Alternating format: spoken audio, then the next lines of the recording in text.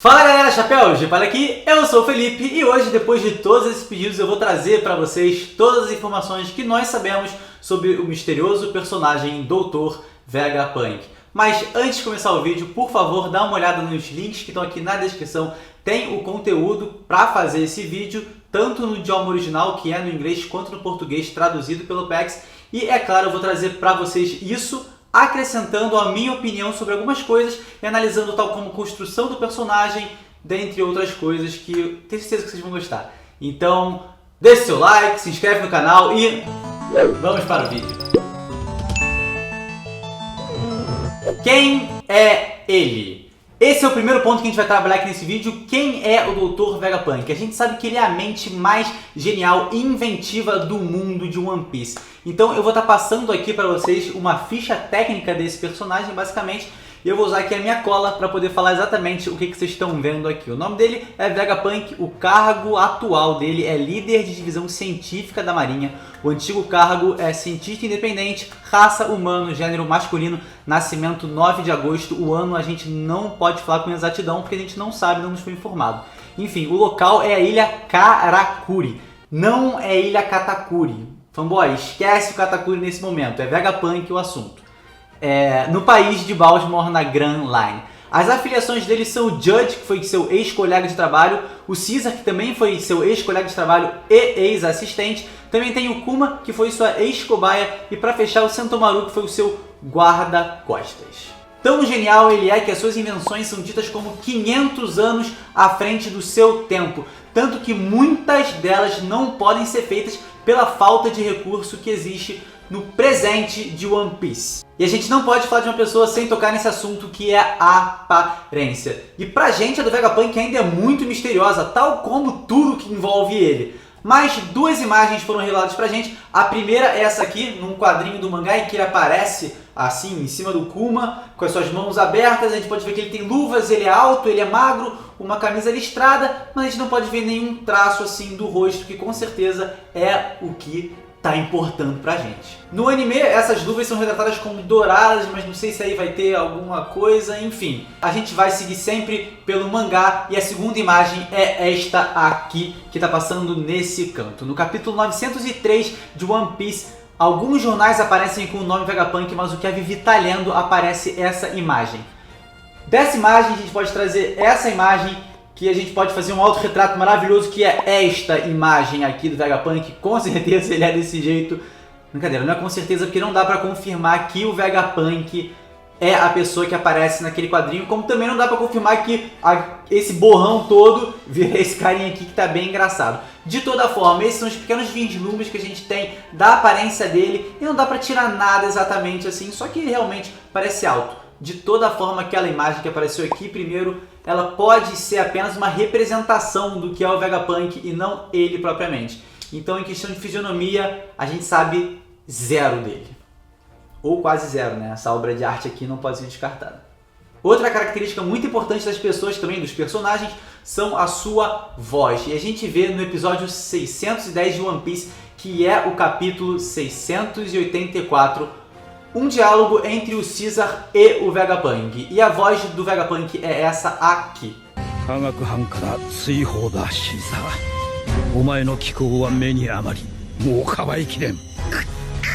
O dublador do Vegapunk, ou Seiyu, como você prefira chamar, foi o Iohara Yoshito. Eu não conheço nenhum trabalho dele, o mais próximo que eu tenho é o do Rurouni Kenshin, que eu já ouvi o Aoshi falando, ele é o dublador do Aoshi, mas ele também é o dublador japonês, obviamente, do Mel Gibson, do Kevin Bacon, do Gary Oldman e também do Bill Murray. Ele também fez uma participação no Saint Seiya Omega, mas, né? Agora a gente vai voltar lá pro início da vida dele na ilha Karakuri, e aí eu vou querer analisar bem essa questão da genialidade dele na infância e também o seu comportamento. Quando ele era lá do país de Baltimore, ainda vivia lá, ele resolveu fazer um sistema de aquecimento. Tanto que ele transformou os animais que estavam lá à sua volta em ciborgues para ajudar ele a conseguir fazer isso. Ou seja, ele era uma criança nessa época e ele estava querendo ajudar todo mundo. Ele conseguiu fazer com que os animais virassem ciborgues. Isso já mostra total genialidade dele além de uma parte muito importante, que é a questão da construção do personagem. Fica evidente que a índole dele é naturalmente boa. Ele estava querendo ajudar ali alguém, ele já estava querendo ajudar os outros com a sua inteligência. E isso eu acho que é muito importante, que você pode vir agora pra mim e falar: ah, mas ele matou o Kuma. A gente vai chegar nesse ponto, só que isso faz tudo parte da construção do personagem e como ele foi levando a vida dele. A gente vai entender isso e porquê dessas consequências. E o que me surpreendeu nisso é que ele era uma criança quando resolveu ajudar a sua população inteira. E uma criança era um ser que algumas, claro, outras desenvolvem mais rápido, mas costumam ser amorais. Elas não têm essa noção do que é certo, do que é errado, e elas agem muito mais por instinto, sem saber que elas vivem numa sociedade, que tem regras ali e tudo mais. Então, ele, pra mim, já tem uma boa índole, uma índole benevolente por si só, e isso é natural dele, o que enriquece o personagem, e a gente já pode ver aí, nesse pequeno detalhe, os primeiros traços de personalidade dele. Até porque foi uma pena, mas ele não conseguiu construir esse sistema de aquecimento porque ele não tinha recurso financeiro e nem recurso tecnológico para isso. Porque, como foi dito no início desse vídeo, o pensamento dele já é muito à frente. A tecnologia que ele constrói é muito além do tempo dele. Então não existia material para ele conseguir fazer o sistema que ele planejava. E aí nos é informado aqui nesse quadro que ele chorou, o pobrezinho chorou depois de não ter conseguido fazer esse sistema. E aí entram duas questões aqui. Ele chorou por uma questão pessoal, de não conseguir realizar o que ele estava planejando, ou ele chorou por uma questão mais coletiva, algo mais altruísta, por não ter conseguido ajudar tanta gente. É claro que os dois pontos podem ser somados e podem sim ser tanto pelo não ter ajudado as pessoas, tanto por uma realização mais pessoal. De toda a forma, ele continua sendo uma pessoa muito boa por ter pensado nisso e querer ajudar tantas pessoas. Não à toa, lá na Ilha Karakuri, lá no país de Baltimore, ele é considerado um herói nacional por esse feito, por esse grande ato de generosidade. Agora a gente entra no outro ponto aqui, onde as coisas começam a ficar muito mais interessantes. Há mais de 20 anos atrás, o Vegapunk se juntou a um grupo de pesquisas do submundo relacionados a armas e coisas perigosas. É tratado dessa forma, então a gente não pode dizer exatamente o que é. E lá ele descobriu a questão do fator de linhagem, junto com o Judge e com o Caesar. Basicamente, o fator de linhagem ele permite enormes transformações biológicas no corpo de um ser humano. Ou seja, se você é capaz de controlar e modificar o fator de linhagem de alguém, você pode fazer com que aquela pessoa alcance níveis extremos de força, quiçá até de inteligência.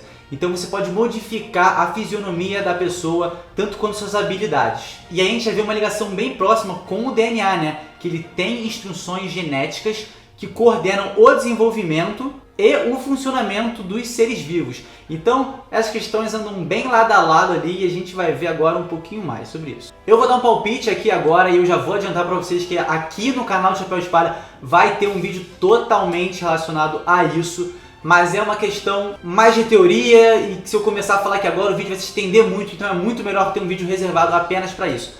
Mas a questão é que as Akuma no Mi, elas também têm esses fatores de linhagem. E dessa forma, a gente percebe que ela também possui alguma diferença nessa questão ou uma substância a mais dentro desse fator. Porque as Akuma no Mi têm essa distinção de umas frutas normais.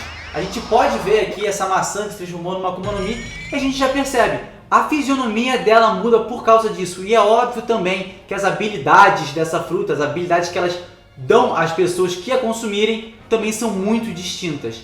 E aí, a gente vai entrar com uma teoria bem bacana, a gente vai falar bastante sobre Akuma no Mis aqui, eu tenho certeza que vocês vão gostar. Então se você não é inscrito no canal e esse é o primeiro vídeo que você está vendo aqui, se inscreve, porque a gente vai trazer mais teorias e informações interessantes sobre tudo que está acontecendo no universo de One Piece. Enfim, o Vegapunk ele acredita que essa questão da linhagem está altamente ligada a Akuma no Mi. E realmente, isso faz todo o sentido do mundo. Na verdade é uma parada bem básica, a gente vê que quando alguém come Akuma no Mi, o seu fator de linhagem muda, por isso ela se torna capaz de cuspir fogo para todo lado, se separar em várias partes, virar um homem elástico. Então realmente, essa questão do fator de linhagem está altamente ligado às Akuma no Mi. E isso é o Vegapunk que está falando. Não é nem uma teoria aqui, é uma hipótese, é a frase do Vegapunk. E se tu quer saber mais do que o mundo de One Piece, do que o Vegapunk, Aí eu já não sei. Governo mundial e fugitivos. É claro que grandes descobertas sobre o mundo podem assustar o governo mundial. E a descoberta do fator de linhagem assustou bastante. Tanto que o Judge, o Vegapunk e também o Caesar foram caçados por saber dessas informações. O Judge conseguiu fugir, mas o Caesar e o Vegapunk foram capturados pela Marinha. É óbvio, eles achavam que esse conhecimento de fator de linhagem era muito perigoso e de alguma forma ameaçava o governo mundial. Bom, a gente vai falar agora um pouquinho do Judge, que ele não foi capturado, porque todos eles são cientistas, eles precisam saciar essa fome de conhecimento, essa fome de descoberta deles. Então, mesmo com mandado, com ordem para serem caçados, eles não desistiram e continuaram seguindo e desenvolvendo separadamente essa questão do fator de linhagem. O Judge, ele conseguiu muito bem trabalhar isso, tanto que agora ele tem o exército da Gema 66, que são soldados perfeitos. São soldados que não questionam as ordens que são dadas. Se ele pede para um soldado morrer, o soldado vai e se mata. Se ele pede para o soldado ser o escudo humano dele quando uma bala está chegando, o soldado vai fazer isso. Ele também usou esse estudo de clonagem do Vegapunk para fazer uma escala massiva desse exército. É óbvio, é um exército, precisa de muita gente ali. E aí ele fez essa galera, fez uma porrada de gente, usou a tecnologia do Vegapunk, tanto no fator de linhagem, quanto também na questão de clonagem. Mas ele foi além. Ele usou como nunca tinha sido visto antes essa questão do fator de linhagem em seus próprios filhos. Ele alterou completamente o exoesqueleto nos filhos, obviamente, em que o gene respondeu. No Sanji isso não aconteceu. Os filhos dele se tornaram pessoas sem emoções, mas extremamente poderosas, com corpos comparados a aço. Um OBS aqui engraçado sobre isso é que os filhos do Judge com a Sora, eles são as pessoas mais geneticamente modificadas que a gente conhece em One Piece até agora. E é curioso perceber que a sobrancelha deles, o que todo mundo fala que é um 6 e um 6, na verdade, podem estar totalmente ligados às ondulações que tem nas Akuma no Mi. Porque o Vegapunk disse que há uma ligação muito poderosa entre essa questão de fator de linhagem e as Akuma no Mi. E aí a gente vê que, de certa forma, os V-Smoke filhos, né, eles têm ali um tracinho de Akuma no Mi. E parece que essa é meio que uma consequência do manifesto do poder que eles têm. Simplesmente ali, naquele pequeno traço, está retratado alguma coisa. Até porque isso parece muito uma sequência de Fibonacci.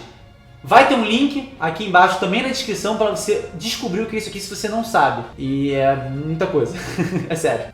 E a gente volta agora a seguir com os dois prisioneiros, que são Vegapunk e Caesar. Eles foram obrigados a trabalhar para a Marinha como chefe de desenvolvimento de armas. E também foram encarregados a estudar o gigantismo, né? Na verdade, conseguir criar gigantes para assim a Marinha ter poderio suficiente para combater os gigantes de Elbaf. A gente já viu a Big Mom falando que se ela tivesse conseguido casar a Lola com o príncipe dos gigantes, ela teria conseguido ser facilmente a rainha dos piratas, porque o poderio deles aparentemente é um absurdo, é muito forte, até a Marinha teme e a Big Mom tinha certeza que com eles seria a rainha dos piratas e tudo mais. Como eu já disse, cientista que é cientista não ia abandonar o seu feito assim, né? Ele não ia chegar até onde chegou com a questão da fator de linhagem e largar assim. Então o Caesar e o Vegapunk continuaram pesquisando sobre isso, é óbvio, eles não iam largar de mão. E aí simplesmente o Vegapunk descobriu como criar Akuma no Mi. Ele precisa de um elemento chamado Sed, tá aqui também aparecendo, que ele usa para irrigar árvores, e dessas árvores as frutas que nascem são Akuma no Mis artificiais. Só que essas frutas nunca funcionaram corretamente, elas sempre tiveram alguns poréns. E a gente vai ver isso já já.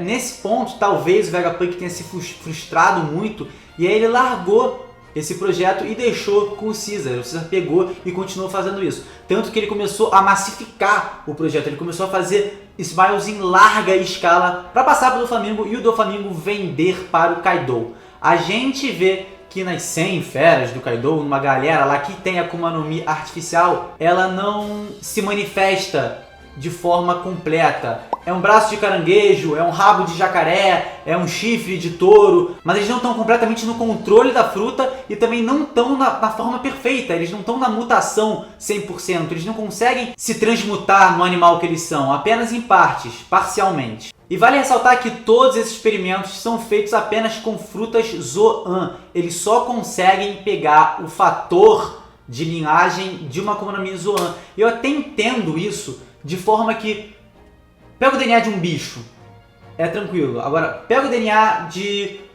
um giro, de separação. Nessa questão, acaba faltando um sentido.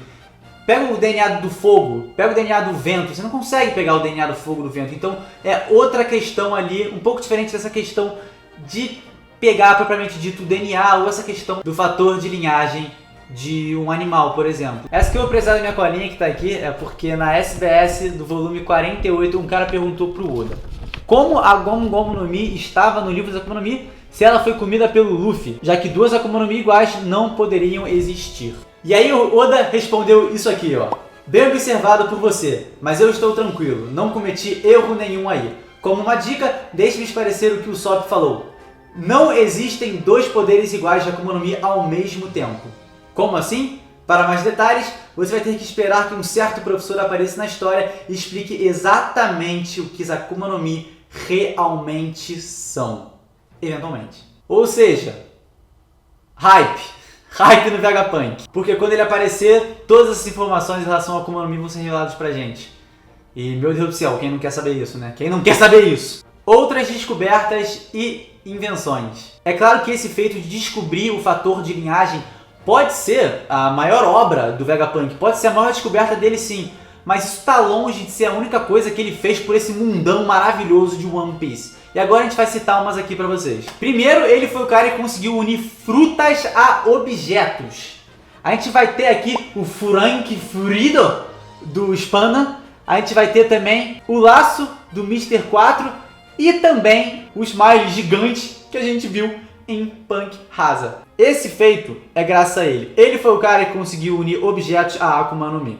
Ele basicamente conseguiu uma maneira de usar o fator de linhagem e unir eles a objetos para transformar essas coisas assim.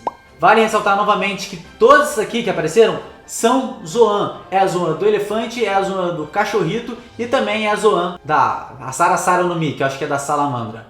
Sempre relacionado a Zoan, porque parece ser, como eu disse ali um pouco mais cedo, um tipo de Akuma no Mi mais fácil de trabalhar para você conseguir a genética de uma forma mais tranquila. Replicar poderes de Akuma no Mi. Cara, dá uma olhada no X-Drake aqui falando, e ele fala que basicamente o Vegapunk conseguiu replicar, reproduzir de forma mecânica os poderes da Akuma no Mi, Pika Pika no Mi, do Kizaru no Kuma. É claro que ele não conseguiu fazer tudo, mas ele conseguiu fazer o Laser Beam boladão, e isso já é um feito gigante pro monstro que é o Vegapunk. Os pacifistas também são obra dessa mente genial, e cara, os pacifistas também podem se assimilar ali um pouco ao exército da Germa 66 dos soldados perfeitos do Judge. Só que na realidade o Vegapunk ele não fez um clone direto, ele foi transformando o Bartolomeu Kuma em um ciborgue a mando da Marinha. Agora, é muito importante a gente perceber aqui que o Vegapunk ele não está do lado da Marinha e ele também não está do lado dos piratas, ele não está do lado de ninguém. Ele está do lado da ciência, basicamente. E, por exemplo, a gente tem a perspectiva de que os piratas de One Piece são bons. Na verdade, que o Luffy é bom e que a Marinha é má, porque o Sakazuki é malvadão, ele é babaca e tudo mais. Só que, para o mundo de One Piece, é claro que a Marinha, para os civis, é a justiça. São as pessoas que protegem eles, são as pessoas que estão armadas ali passando e botando ordem nos lugares. É como a polícia, assim, pra gente. E pro Vegapunk, que tá numa situação bosta, porque ele tá basicamente sequestrado, ele tá sob a custódia da Marinha, ele necessariamente precisa fazer o que estão ordenando pra ele. Só que essa ligação com o Kuma é uma ligação tranquila de ligar com a questão dos revolucionários. Muita gente bate nisso, de que talvez ele seja revolucionário e tudo mais, e talvez ele não seja propriamente dito um revolucionário, mas ele tenha um contato e ideias que batem com as deles.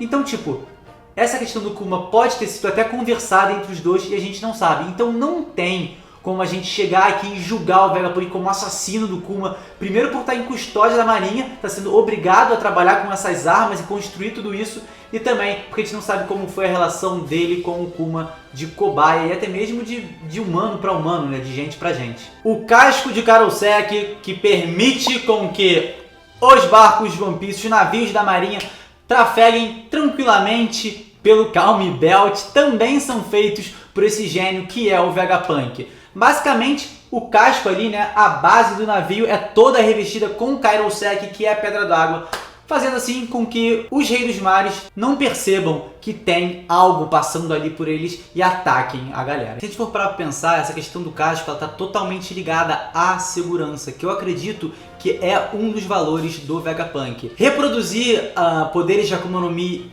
em máquinas, em ciborgues, em androides, de certa forma também não que eu esteja muito de acordo que se você fizer uma arma a laser absurda, cospe fogo e mata todo mundo, você está propagando a segurança. Os pacifistas vão estar ali para defender alguma coisa e tudo mais. Então tem essa questão mais ligada à segurança e a gente passa agora para outro ponto que é a vida artificial, meu amigo. Vida artificial, um dragão. O cara criou um dragão. O cara criou um dragão com essa questão da linhagem, do fator de linhagem. Um dragão. E para fechar sobre as questões das invenções e descobertas, existe a Planta da Lua. Nas histórias de capa do Enel tem o Dr. Tsukimi, que veio também da ilha Karakuri, que é de onde nasceu o nosso querido Vegapunk. E ele está construindo autônomas porque ele tem essa planta que mostra como construir os autômatas. E aí fica a questão de como ele conseguiu isso e tudo mais, e o Vegapunk que tem relação com isso, e aí entra uma possibilidade. A gente sabe que a antiga raça da Lua era totalmente evoluída em questão tecnológica, totalmente evoluídos. E aí a gente vê esse cara que veio de onde o Vegapunk veio, e ele também está construindo um autômata, e são autômatas assim, ó. Não são esse tipo de autômata que eu gosto muito também, diga-se de passagem. E aí entra aquele questionamento, será que o Vegapunk também teve acesso a essas plantas? Será que o Vegapunk tem tantas construções absurdas, tantos sistemas maravilhosos, muito à frente do seu tempo, porque ele usou essas plantas dessa raça antiga da Lua como referência?